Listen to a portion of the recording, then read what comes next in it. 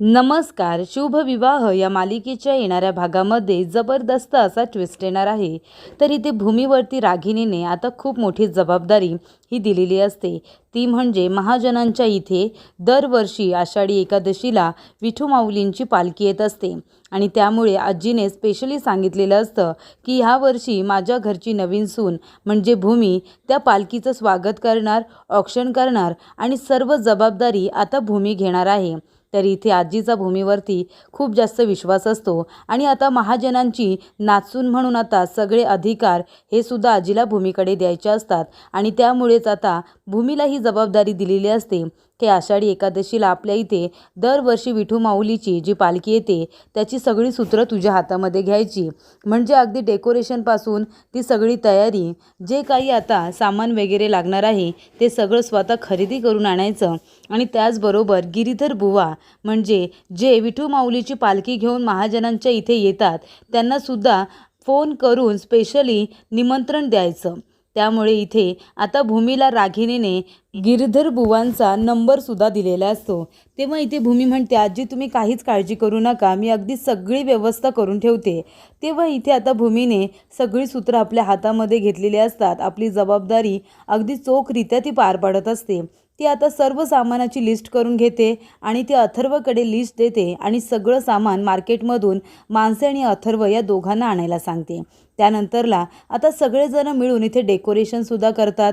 इथे तिने सगळे दिव्यांची व्यवस्था करून ठेवलेली असते, वाती वगैरे सगळं काही बनवून ठेवलेलं असतं आणि हारसुद्धा तयार करून ते सुद्धा सर्व दरवाजांवरती लावलेले असतात. तर इकडे आता सगळी तयारी केल्यानंतर भूमी आता निमंत्रण देत असते. आता सर्व लोकांना निमंत्रण देऊन झाल्यानंतर आता गिरधर बुवा त्यांना स्पेशली ती फोन करते आणि म्हणते की बुवा मी महाजनांची सून बोलते आणि ती म्हणते की मी तुम्हाला आषाढी एकादशीला तुम्ही विठू माऊलींची जी पालखी घेऊन येता त्याच्यासाठी मी तुम्हाला निमंत्रण देण्यासाठी फोन केलेला आहे. तुम्ही प्लीज आमच्या इथे विठू माऊलींची पालखी घेऊन या, असं आग्रहाचं निमंत्रण दिल्यानंतर आता भूमी दुसऱ्या कामांना लागते. जी काही तिची कामं उरलेली असतात ती सगळी ती आता करत असते. तर इथे आता आई योगेश्वरीसाठी सुद्धा भूमी आणि आकाश या दोघांनी हार बनवलेला असतो. तेव्हा इथे भूमी आकाशची वाट बघत असते. आकाश आल्यानंतर दोघंजण जोडप्याने देवी आईला हार घालतील म्हणून ती थांबलेली असते. त्यानंतर इथे आता भूमीने बुवांना फोन करून झाल्यानंतर आई योगेश्वरीच्या गाभाऱ्याजवळच फोन विसरून जाते आणि दुसरी कामं करत बसते. तेव्हा आता रागिणीने पौर्णिमेला सांगितलेलं असतं की भूमीला तिची जबाबदारी व्यवस्थितरित्या पार पडू द्यायची नाही, काहीतरी गोंधळ करून ठेवायचा. आता जर गिरीधर बुवा यांना फोन केल्यानंतर त्यांना जर मेसेज केला की तुम्ही आमच्या इथे यावर्षी येऊ नका, आम्हाला इथे स्वागत करायला नाही जमणार आहे, असा जर मेसेज करून ठेवला तर मग विठू माऊलीची पालखी आपल्या इथे येणार नाही. तेव्हा इथे आता पौर्णिमा भूमीचा फोन घेते आणि त्याच्यावरून गिरधर बुवा यांना मेसेज करते की आमच्या इथे तुम्ही पालखी घेऊन येऊ नका म्हणून. तेव्हा इथे आता खूप मोठा गोंधळ हा पौर्णिमेने निर्माण केलेला असतो. त्यानंतर इथे आता भूमी पौर्णिमेच्या हातात आपला मोबाईल बघते. तेव्हा ती विचारते की पौर्णिमा माझा फोन का घेतलायस तू? तेव्हा पौर्णिमा म्हणत असते, अगं ताई तू इथे विसरली होतीस ना, मी तुला द्यायलाच येत होते. तेव्हा भूमी लगेचच तिच्या हातातून आपला फोन काढून घेते. नंतरला आकाश येतो. आकाश आल्यानंतर भूमी आणि आकाश दोघंजण मिळून आई योगेश्वरीला हारसुद्धा घालतात, पण तो हार आता टिकत नाही, तो खाली पडतो. तेव्हा भूमी म्हणते की आकाश हार खाली पडला म्हणजे याचा अर्थ काय म्हणायचं, हार तुटला सुद्धा. तेव्हा इथे काही अपशकुन तर होणार नाही आहे ना, उद्या काही संकट तर येणार नाही ना, त्याचे संकेत तर आई योगेश्वरी देत नाही आहे ना, असा प्रश्न आता भूमीला पडलेला असतो. तेव्हा इथे भूमी म्हणत असते की आकाश उद्याचा आपलं कार्यक्रम अगदी व्यवस्थितरित्या पार पडला पाहिजे, विठू माऊलींचं स्वागत अगदी दणक्यात करायचं आहे. तेव्हा इथे सगळी तयारी रात्रभर जागून आता भूमीने केलेली असते. पण इथे आता खूप मोठा ट्विस्ट येतो, ते म्हणजे विठू माऊलीची पालखी येत नाही. त्यामुळे आता सगळेजण खूपच जास्त नाराज झालेले असतात. पण आता ऐन वेळेला तिथे खूपच छान अशी गोष्ट घडते. तर इथे भूमी आता वारकरी संप्रदायामधून एक आता जोडपं घेऊन येते. तर इथे वारकरी जोडपं आता घरी आणते आणि ती पूजा पूर्ण करते. तर भूमी त्या जोडप्याला कसं घेऊन येते, ते जोडपं तिथपर्यंत कशा पद्धतीने येतं आणि विठू माऊलींची पालखी आली नाही म्हणून सगळेजण नाराज झालेले असतात, ते कसे खुश होतात हे आता सविस्तरपणे आपण बघूया. तर आता पौर्णिमेने मेसेज केल्यानंतर आता इथे गिरीधर बुवा विठू माऊलीची पालखी घेऊन महाजनांच्या इथे येत नाही. सगळेजण वाट बघून बघून ताटकळलेले असतात. शेवटीला आता पालखी काही येत नाही, ती पुढे निघून जाते. तेव्हा इथे आता रागीने सगळा ब्लेम भूमीवरती टाकत असते. भूमी अगदी दारापर्यंत जाऊन उभी राहिलेली असते. त्यानंतर ती गेटपर्यंत जाते आणि विठू माऊलींच्या पालखीची वाट बघत असते. तेव्हा इथे सगळेजण खूपच जास्त नाराज झालेले असतात. तेव्हा रागिनी म्हणत असते की आई, बघितलंस ना, एवढ्या वर्षाची महाजनांची परंपरा भूमीमुळे खंडित पडली. तेव्हा आजी म्हणत असतात, नाहीतर काय, एवढ्या वर्ष विठू माऊलींची पालखी आपल्या इथे येत होती, आपण सगळं अगदी व्यवस्थितरित्या करत होतो, पण यावर्षी पालखी आपल्या इकडे आली नाही. त्या गोष्टीचं मला खूप वाईट वाटते.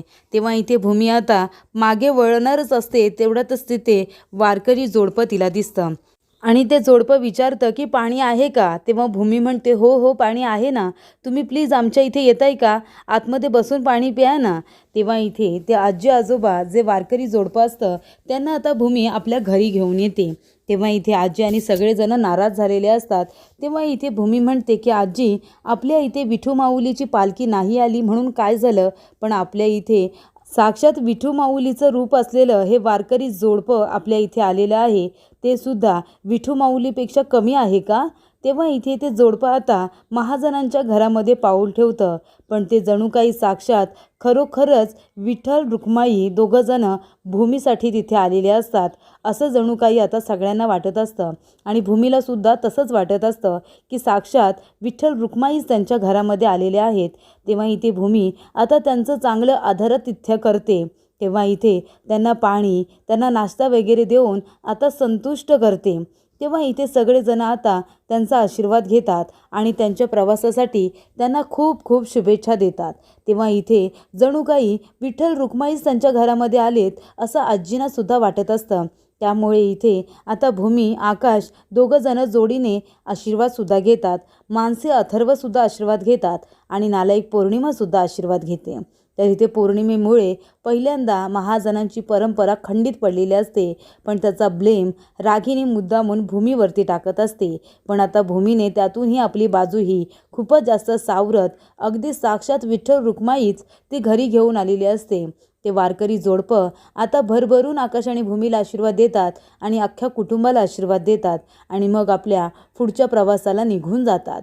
तेव्हा इथे आजी म्हणत असतात की भूमी, म्हणजे ह्या वेळेला तुझी चुकी तरी काय नव्हती, तू फोन केला होतास असं तू म्हणतेस, पण आपल्या इथे पालखी का आली नाही याचं कारण अद्याप कळत नाही आहे. तेव्हा इथे भूमीच्या लक्षात आलेलं असतं की पौर्णिमेच्या हातात फोन होता. तेव्हा भूमी म्हणत असते की आजी, मला असं वाटते कुणाला तरी वाटत होतं की मला दिलेली जबाबदारी व्यवस्थित पार पडू नये आणि म्हणूनच कदाचित कुणीतरी मला कमीपणा देण्यासाठी हे सगळं केलं असेल असं मला वाटतंय. तेव्हा भूमी म्हणते की गिरीधर बुवांना मी स्वतःहून फोन केला होता. हवं तर आजी तुम्ही फोन करा आणि विचारा त्यांना की भूमी महाजन हिने फोन केला होता का. पण त्यानंतरला त्यांना कुणीतरी मेसेज केला की तुम्ही इथे पालखी घेऊन येऊ नका असा मेसेज त्यांना माझ्या फोनवरून गेला. तेव्हा इथे भूमी म्हणत असते, जर मी त्यांना फोन केला होता निमंत्रण द्यायला, तर मी त्यांना येऊ नका असं का बरं म्हणेन. तेव्हा इथे भूमी आता विठू माऊलींना जणू काही आपल्या घरीच बोलावते. तिची एवढी त्यांच्यावरती श्रद्धा असते की तिला आशीर्वाद देण्यासाठी स्वतः विठ्ठल रुक्माईच आता घरी येतात. तर इथे आता संतुष्ट झालेले वारकरी जोडपं आता भूमी आणि आकाशला भरभरून आशीर्वाद देऊन तर गेलेले असतात. पण इथे आजीसुद्धा आता भूमीचं कौतुक करत असतात की भूमी, तू अगदी तुझी दिलेली जबाबदारी व्यवस्थित पार पाडलीस. म्हणजे इथे आता वाटत होतं की सगळं संपलं. आपल्या इथे आता वारकरी संप्रदायांची जी काही आपल्या इथे विठू माऊलींची पालखी येते ती सुद्धा आली नाही आणि त्यामुळे आता काही चांगलं होणार नाही असं मला वाटत होतं.